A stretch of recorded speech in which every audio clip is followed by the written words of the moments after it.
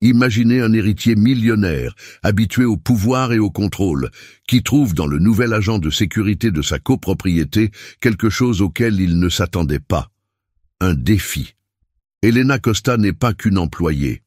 Elle est un mystère avec un passé que personne n'ose toucher. Mais et si ce passé révélait des secrets qui allaient ébranler le monde de Luca Santoro et l'obliger à affronter tout ce qu'il sait? Que se passe-t-il lorsque l'attirance grandit, que les conventions sociales sont brisées et que les choix deviennent inévitables? Restez jusqu'à la fin de cette histoire, car l'amour qui naît entre des mondes aussi opposés se heurtera à des barrières que même la fortune de Luca ne pourra pas acheter. Des rebondissements surprenants et une fin que vous n'oublierez pas. Vous pensez toujours connaître le pouvoir d'un vrai choix. Le bruit des portes automatiques de la copropriété Aguas Clara résonnait dans l'entrée, tandis qu'Elena Costa ajustait la ceinture de son uniforme et vérifiait la radio attachée à son épaule. Le quart de travail venait à peine de commencer, et elle sentait déjà les regards curieux et appréciateurs des habitants qui passaient par là.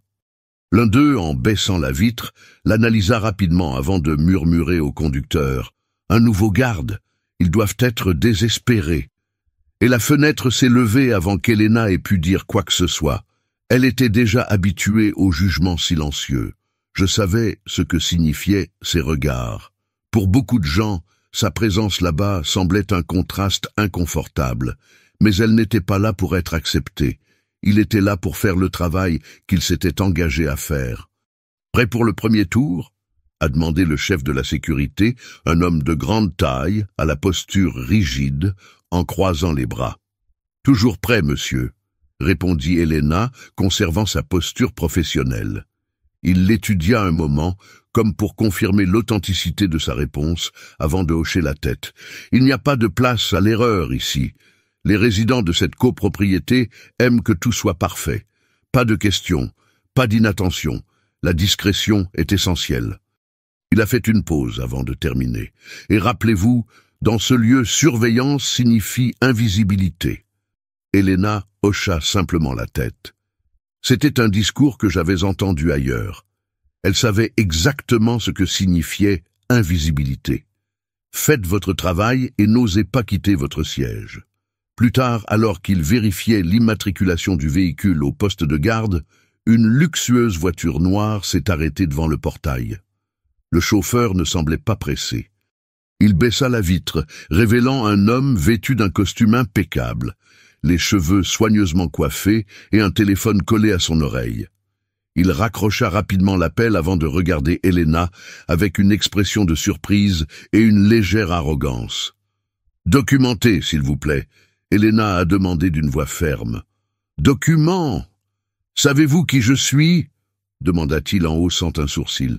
« Non, monsieur, mais pour entrer, je dois vérifier, » répondit-elle sans hésitation.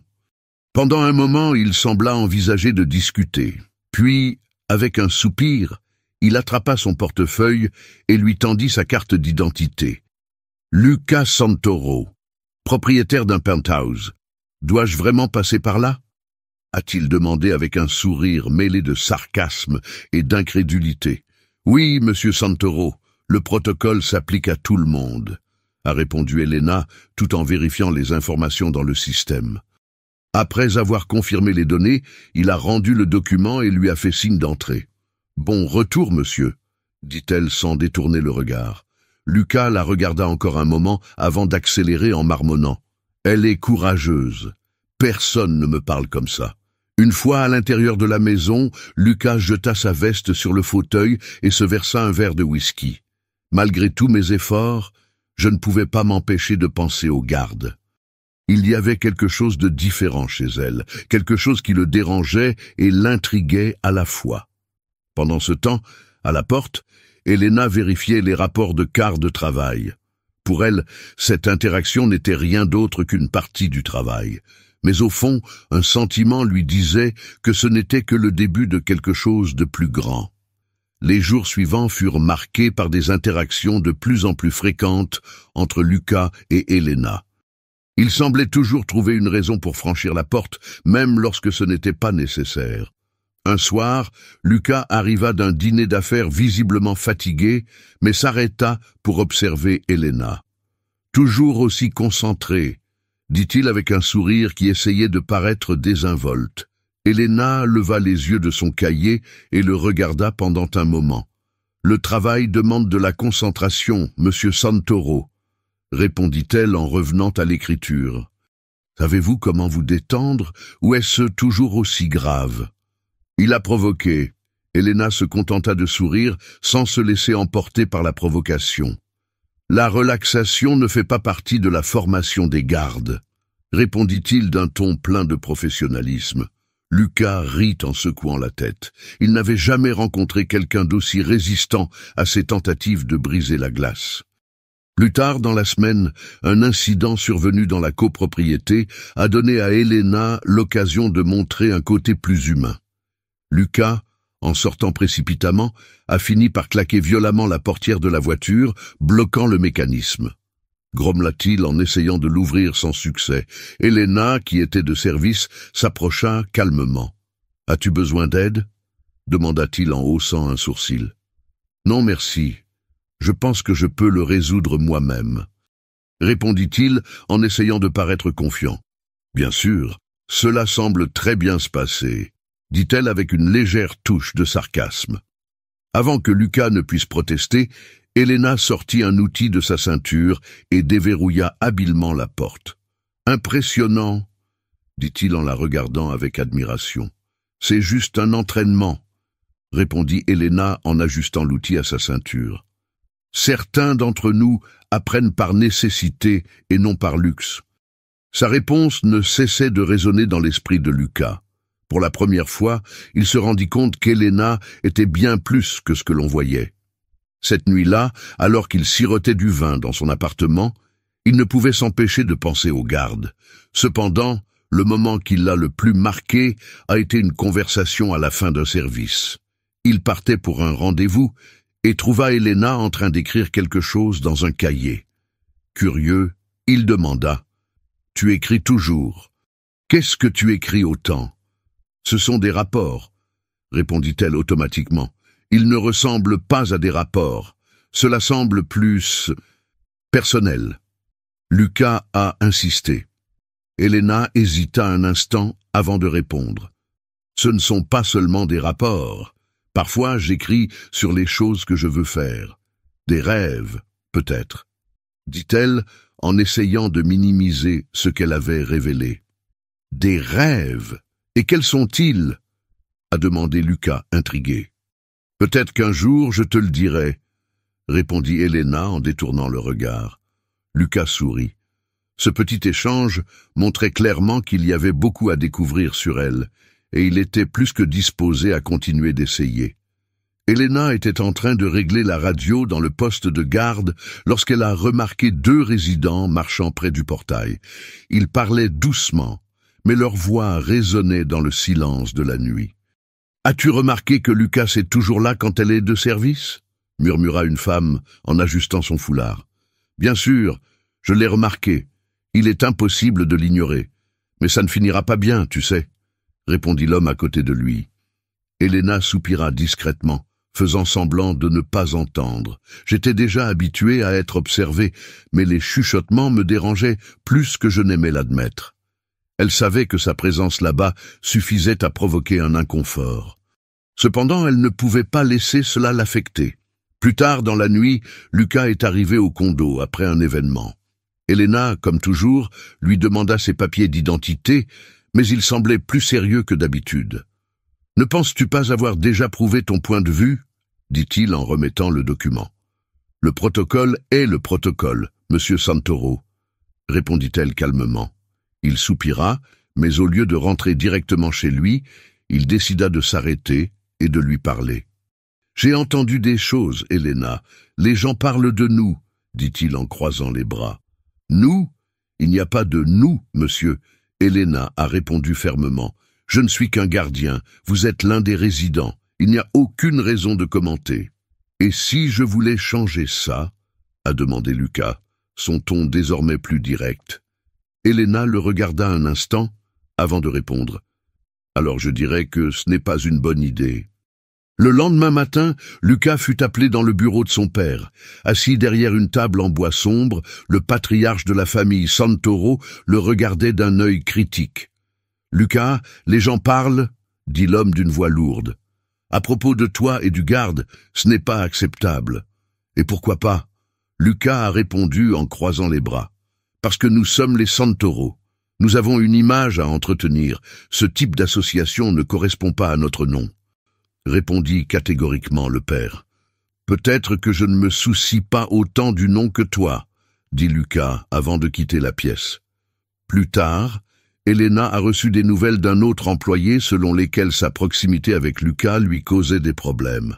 Déterminée à éviter d'autres complications, elle s'est éloignée. Nous ne pouvons pas nous permettre de commettre des erreurs. Elena a dit à Lucas, dans une brève conversation à la porte, « Je ne vous demande pas de vous tromper. Je te demande de me faire confiance, » répondit-il. Mais Elena ne lui laissa pas une autre chance. Elle savait qu'ils appartenaient tous les deux à des mondes différents, et essayer de franchir cette ligne ne ferait qu'apporter encore plus de douleur. Lucas était au dernier étage, observant la vue depuis la copropriété, tout en essayant d'organiser ses pensées. Il ne pouvait pas ignorer ce qu'Elena lui faisait ressentir, mais la pression de sa famille et les commentaires autour de lui commençait à avoir des conséquences néfastes. Il avait besoin de réponses. Il avait besoin d'en savoir plus sur elle. Alors qu'il descendait se promener dans les jardins, il entendit une conversation entre deux employés près du corps de garde. Ils parlèrent doucement, mais le nom d'Elena le fit s'arrêter. « Tu sais pourquoi elle a tout laissé tomber, n'est-ce pas ?» a demandé l'un d'eux. « Oui, j'ai entendu dire qu'elle était enseignante avant, mais après ce qui s'est passé... » L'autre hésita. « Je ne sais pas comment elle a encore le courage d'avancer. » Lucas fronça les sourcils. « En général, les enseignants ne deviennent pas des gardiens sans raison valable. » Déterminé, il s'est adressé à l'un des plus anciens portiers de la copropriété, Carlos, qui semblait en savoir plus sur le sujet. « Oh, Carlos, j'ai besoin de savoir quelque chose sur Elena. » Lucas a dit directement. « Pourquoi travaille-t-elle ici? Que s'est-il passé dans son passé ?» Carlos hésita, mais finit par répondre. « Ce n'est pas mon histoire à raconter, monsieur Santoro. Mais Elena était une excellente enseignante jusqu'à un tragique accident lors d'un voyage scolaire. L'une des enfants a été blessée, et même si ce n'était pas de sa faute, elle en a été tenue responsable. » Il a fait une pause avant de terminer. Il a perdu son permis, sa réputation, tout. Lucas resta silencieux un moment, essayant de digérer l'information. Il savait qu'il avait besoin d'entendre l'histoire d'Elena elle-même. Plus tard dans la nuit, il l'a retrouvée au poste de garde et l'a appelée pour une conversation. Elena, initialement réticente, a accepté de parler. « J'ai entendu parler de ce qui s'est passé lorsque tu étais enseignant. Je veux comprendre, » dit Lucas en la regardant dans les yeux. Elena soupira en croisant les bras. « Il n'y a pas grand-chose à comprendre. Un accident s'est produit. Un enfant a été blessé et tout le monde m'a blâmé. J'ai perdu tout ce que j'avais construit, » dit-elle d'une voix pleine d'amertume. « Et maintenant, je suis là, j'essaie de recommencer, mais les gens adorent me rappeler qui j'étais. » « Mais vous n'êtes pas défini par ce qui s'est passé. » Lucas a répondu, sa voix ferme. « Cela ne peut pas effacer qui vous êtes. »« Mais qui suis-je, Lucas? Un justicier essayant de survivre dans un monde qui ne veut pas de moi ?» demanda-t-elle en le défiant. Lucas la regarda un moment avant de répondre. « Tu es quelqu'un qui se bat, qui n'abandonne pas, même quand tout est contre toi. Et c'est ce que j'admire le plus chez toi. » L'intensité du moment fut interrompue par le son de la radio d'Elena, la rappelant au travail. Avant de partir, elle regarda Lucas. « Je n'ai pas besoin que tu m'admires. J'ai besoin que tu comprennes que je ne veux pas être sauvée, » dit-elle sérieusement. « Je ne suis pas là pour te sauver, Elena. Je suis là pour marcher à vos côtés, » répondit Lucas, sa voix douce mais pleine de détermination. Alors qu'Elena retournait à sa position, Lucas restait là, la regardant partir. Il savait que la décision de se battre pour elle ou de céder à la pression se rapprochait de plus en plus. Et pour la première fois, il avait l'impression de savoir exactement quoi faire. Le lendemain matin, Lucas prit sa décision. Il savait qu'il ne pouvait plus répondre aux attentes de sa famille. Il était temps d'agir. Pendant le petit déjeuner, il réunit ses parents et quelques proches dans la grande salle à manger du manoir. Evelyne, sa mère, a immédiatement remarqué son sérieux. « Que s'est-il passé, Lucas? On dirait que vous avez quelque chose d'important à dire. » commenta-t-elle en tenant une tasse de café. Lucas inspira profondément avant de commencer. « C'est exactement ça, maman. Je veux parler de ma vie, dit-il en regardant tout le monde autour de la table. J'ai choisi de vivre pour moi, pas pour ce qu'on attend de moi. » Le père de Lucas, Roberto Santoro, a haussé les sourcils. « Est-ce que cela a à voir avec le justicier ?» a-t-il demandé directement. « Parce que si c'est le cas, j'espère que vous avez réfléchi à cette idée absurde. » Lucas est resté calme. « Cela a tout à voir avec elle. Mais il ne s'agit pas seulement d'Elena. Il s'agit de moi. J'en ai marre de vivre dans un moule dont je n'ai jamais voulu. » Il a regardé autour de lui. « Je l'admire, je la respecte et... oui, j'aime Elena, et je ne vais pas laisser vos préjugés changer cela. » Evelyne posa la tasse avec incrédulité. « Lucas, c'est fou. Vous détruirez tout ce pour quoi nous avons travaillé. Ce que vous avez construit n'a aucune valeur pour moi s'il ne peut être authentique. » Lucas a répondu, sa voix ferme. « Je ne veux pas être simplement l'héritier de Santoro. Je veux être quelqu'un qui fait des choix avec son cœur. » Le silence dans la pièce était perçant. Roberto essaya d'argumenter, mais Lucas avait déjà pris sa décision. Il s'est levé. « J'espère qu'un jour tu comprendras, mais je ne vais pas abandonner qui je suis à cause de l'opinion de qui que ce soit. » Lucas partit, quittant la pièce en silence. Il savait que la prochaine étape serait la plus difficile. Il rencontra Elena à la porte, à la fin de son service. Elle parut surprise de le voir. « Que fais-tu ici à cette heure ?» demanda-t-il en fronçant les sourcils. « Je suis là pour toi. » Lucas a répondu. « Je l'ai dit à ma famille, j'ai parlé de nous. Et pour la première fois, je n'ai pas peur de ce qui pourrait arriver. » Elena croisa les bras, toujours méfiante. « Lucas, je t'ai déjà dit que je ne voulais pas être un problème dans ta vie. » « Tu n'es pas un problème, Elena. C'est la solution dont je n'aurais jamais pensé avoir besoin, » dit-il en s'approchant. « Je veux être à tes côtés, affronter tout avec toi, sans rien cacher. » Elena l'observa un instant, à la recherche de signes d'hésitation. Mais Lucas semblait sincère et, pour la première fois, elle avait l'impression de pouvoir le croire. « Ce ne sera pas facile, » murmura-t-elle. « Rien de valable n'est facile. » Lucas a répondu en souriant. Peu de temps après, Lucas et Elena ont décidé de quitter la copropriété. Pour lui, cela n'avait aucun sens de continuer dans un endroit qui représentait tout ce qu'il voulait changer. Ensemble, ils entament un nouveau voyage, loin des jugements et des attentes étouffantes. Alors qu'ils marchaient main dans la main à travers la ville, Lucas regarda Elena. « Construisons quelque chose qui nous est propre.